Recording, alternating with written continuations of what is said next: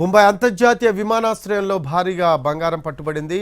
8,47,00,000 రూపాయల విలువ చేసే 10.5 కేజీల బంగారం సీజ్ చేశారు కస్టమ్స్ అధికారులు.